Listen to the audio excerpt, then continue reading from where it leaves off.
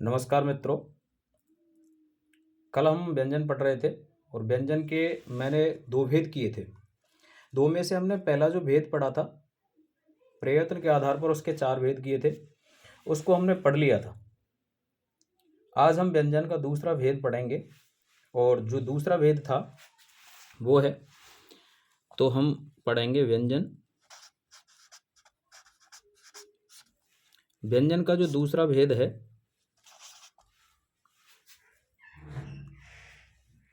व्यंजन का दूसरा भेद है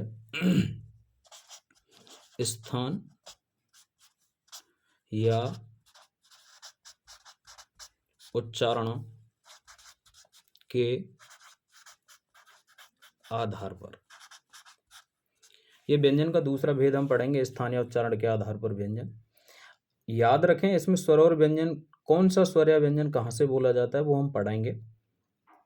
और मुख्य बात यह है कि इसमें से जो पढ़ाया जाएगा वो पेपर में जरूर आता है। इसलिए आप सबसे मेरा अनुरोध है कि यहाँ किस स्वर को या किस व्यंजन को कहाँ से बोला जाता है, आप उस तरीके से याद रखेंगे मेरे साथ। तो हम सारणी बना लेते हैं और आपके उच्चारण स्थान कौन कौन से उसको हम लिख लेते हैं। तो सारणी में लिखना है हमको, पहले यहाँ क्रम संख्या डाल लेंगे। दूसरा यहाँ लिख देंगे हम उच्चारण स्थान।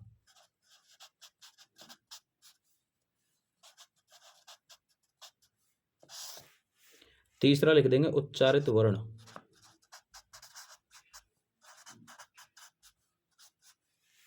और चौथा लिख देंगे उच्चारित ध्वनि। इन सब का मतलब समझ लीजिए आप पहले। इसका मतलब है, क्रम संख्या में हम लिखेंगे कि आपका जो उच्चारण स्थान है, नंबर 1 पे कौन सा आता है, नंबर 2 पे कौन सा है, नंबर 3 पे कौन सा है, 4 पे कौन सा है वो। यहाँ उच्चारण स्थान का नाम लिखेंगे हम। और इधर उच्चारित वर्ण। उच्चारित वर्ण से मतलब है कि किस उच्चारण स्थान से कौन सा वर्ण उच्चारित होगा। इधर उच्चारित ध्वनि का मतलब होगा कि इस वर्ड को कहा क्या जाएगा और पेपर में इसको पूछेगा किस नाम से, वो हम उधर लिखेंगे। तो सबसे हम पहले प्रारंभ कर लेते हैं, आपके उच्चारण स्थान हैं कौन कौन से। पहला उच्चारण स्थान होता है सबका कंठ। सब देख लेना, सबका कंठ ही होगा पहला। दूसरा होता है तालु। अगर दुनिया में किसी का भी उच्चारण स्थान गड़बड़ होता, गड़बड़ का मतलब है कंठ की जगह तालु या तालु की जगह नासिका होती ना, तो पेपर बनाने वाला पूछता कि फलाने व्यक्ति के अनुसार ये वर्ड कहाँ से बोलेगा। ये अच्छा हुआ परमात्मा के कि उसने आपके लिए जो उच्चारण स्थान बनाए ना, वो सब एक समान ही बनाए। कंठ है, तालु है, तीसरा है मूर्धा, चौथा है दंत, और पांचवा है नासिका। सॉरी, चलो ओष्ठ कर देते हैं। पांचवा है ओष्ठ यानी होठ। अभी मैं ये 5 हो गए दंत, 5वां हो गया ओष्ठ तक। उसके बाद आगे के हम आगे पढ़ेंगे। तो देख लेते हैं कौन सा वर्ड कहाँ से बोलता है। अब आप सबको एक बात याद रखनी है कि आपके जो वर्ण थे, मैंने स्वर कराए थे।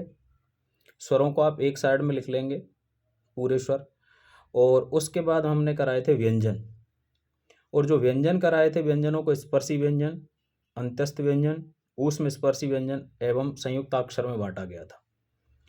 तो आप यहाँ जो बांटेंगे वो स्वर और व्यंजन हम दोनों साथ में पढ़ेंगे। एक बात याद रखें, जहाँ से लघु स्वर बोलेगा वहीं से दीर्घ स्वर बोलेगा। ऐसा नहीं है कि छोटा आ कहीं और से बोल रहा है ना बड़ा आ कहीं से और से बोलेगा, ऐसा नहीं होगा।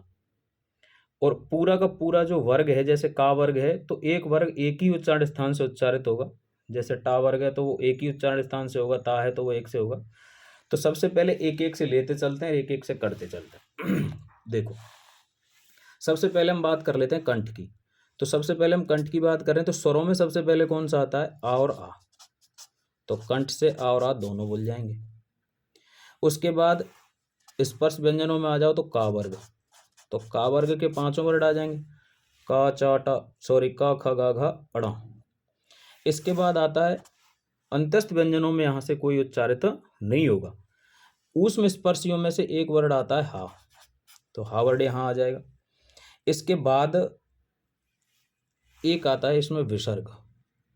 विसर्ग इस तरीके से होता है, ये जितने भी वर्ण हैं आ और आ, का वर्ग के सभी वर्ण, हा वर्ण और विसर्ग, ये सभी कंठ से बोले जाते हैं, इसीलिए इनको कहा जाता है कंठे वर्ण। केवल यह लगाना है, इनको क्या कहा जाएगा, कंठे वर्ण। दूसरा है तालु। अब देखो आ चला गया, आ के बाद क्या आता है, ई और ई आता है ना, तो यहाँ ई और ई रख देंगे। का वर्ग के बाद कौन सा वर्ग आता है, चा वर्ग आता है। अब अंतस्थ में पहले नहीं आया था ना, तो अंतस्थ प्रारंभ से लेना, तो यहाँ आ जाएगा या, आ गया। उधर ऊष्म स्पर्शियों में से एक आ जाएगा शा, जिसको हम तालव्य शा बोल रहे थे। देखो इसीलिए बोला जा रहा था वो तालव्य शा, क्योंकि ये जो सा है वो किससे बोलता है, तालु से। ये सभी क्या कहलाएंगे, तालव्य वर्ण कहलाएंगे।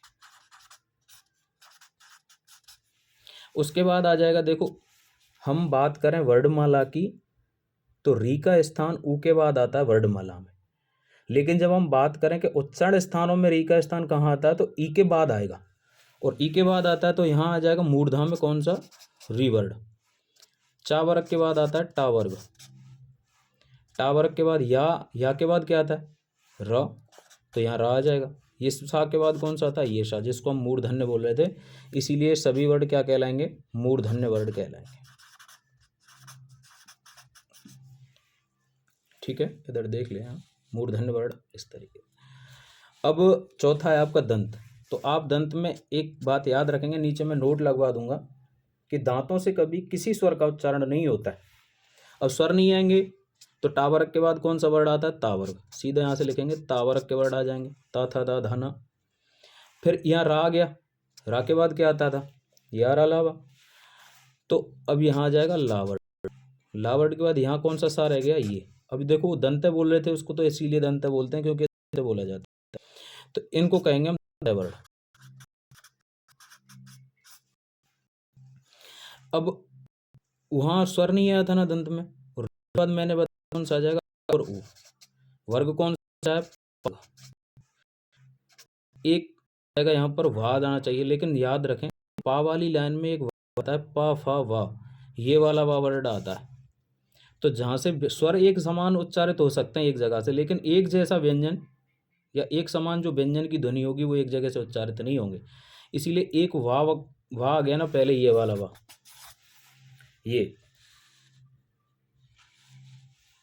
ये वाला जो बा है ये इधर आ गया, तो ये वाला जो बा होगा ये यहाँ नहीं आएगा। अब ये नहीं आएगा तो चला जाएगा दूसरी जगह, तो ये कह रहा है ओष्ठ में ऊ और ऊ पावर्ग आ जाएगा, अंतस्थ में से बाज रह जाएगा केवल। तो ये जो वर्ड होते हैं इनको कहा जाएगा ओष्ठ्य वर्ण, ओष्ठ्य वर्ण। अब हमने 5 पढ़े, यहाँ तक आपके स्वरों में रह गया है। अब पहले स्वर वाले हम कंप्लीट करेंगे कि कौन कौन से स्वरों में से रह गए। ये आ जाते हैं इधर से।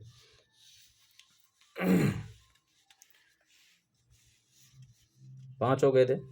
छठवा लिखते हैं। छठवा आएगा आपका नासिका कर देते हैं पहले, नासिका। नासिका से कौन कौन से वर्ड आते हैं, अब आपको ध्यान से सुनने वाली बात है कि देखो प्रत्येक वर्ग का जो अंतिम अक्षर होता है ना वो नासिक के वर्ड होता है। कौन कौन से होते हैं प्रत्येक वर्ग का अंतिम अक्षर, का पंचम अक्षर, चाका, टाका और ताका और माका, सॉरी पाका, ये हो गए। ये जो वर्ड है वो नासिक के वर्ड है, नासिका से उच्चारित होंगे। अब बात आएगी कि अगर पेपर में दोनों लिखे हों कि भाई जो इया है इसका उच्चारण स्थान है, तो आपको पहले याद रखना है क्या करना है, आपको नासिका करना है। यदि नासिका ऑप्शन में नहीं है तो जो वर्ड जिस वर्ग का है और जो वर्ड जहाँ से बोला जा रहा है उसी से माना जाएगा। अगर नासिका ऑप्शन में नहीं है तो इया का उच्चारण किससे होगा, तालु से होगा। किससे होगा, तालु से। इनके अलावा अनुस्वार और चंद्र बिंदु, ये 2 और आएंगे। इनको कहा जाएगा नासिक के वर्ड,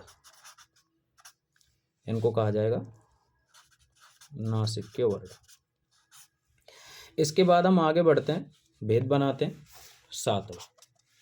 7वें भेद में हम करेंगे, देखो अब यहाँ स्वरों में रह गया था, पहले मैं स्वर इधर लिख देता हूँ, ए और आई, ये रह गए थे।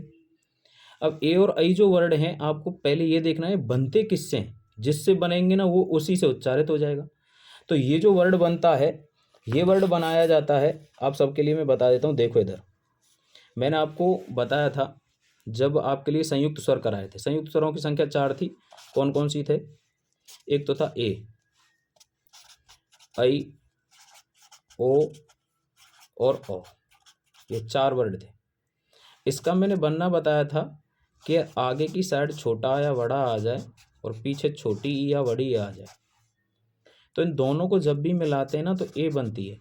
अब आपको देखना है कि आ कहाँ से उच्चारित हो रहा है और ई कहाँ से हो रही है। आ कहाँ से हो रहा था? कंठ से, और ई कहाँ से हो रही थी? तालु से। तो इसलिए इन दोनों को जोड़ेंगे तो नाम बन जाएगा कंठ तालव्य। क्या बनेगा? कंठ तालु लिख दें पहले। तो कंठ तालु इन दोनों से उच्चारित कौन कौन से वर्ड होंगे? ए और आई।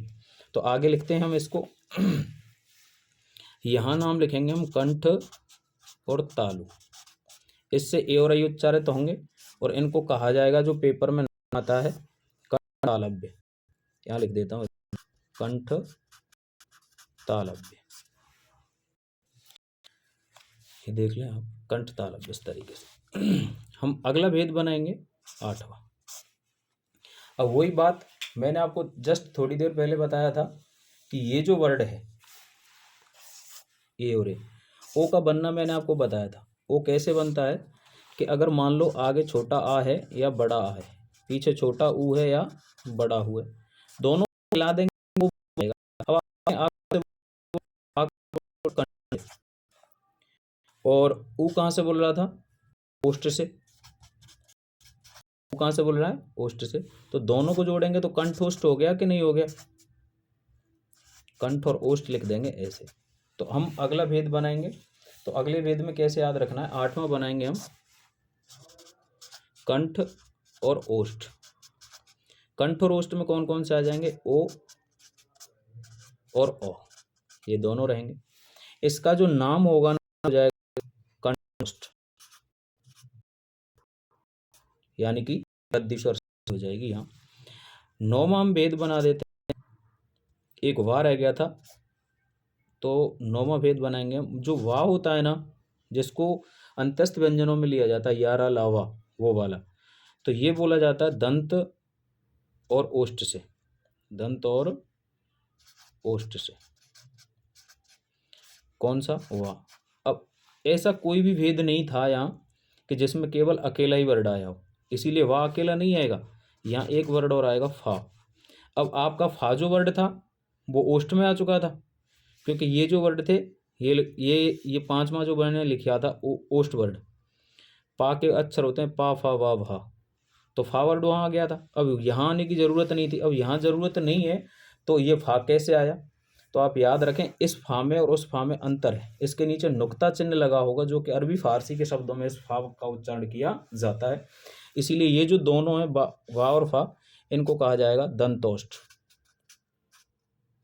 दंतोष्ठ दोनों में ये वृद्धि स्वर संधि के हिसाब से बनते। एक 10वां और भेद लिखते हैं हम इसके अलावा। 10वां भेद है,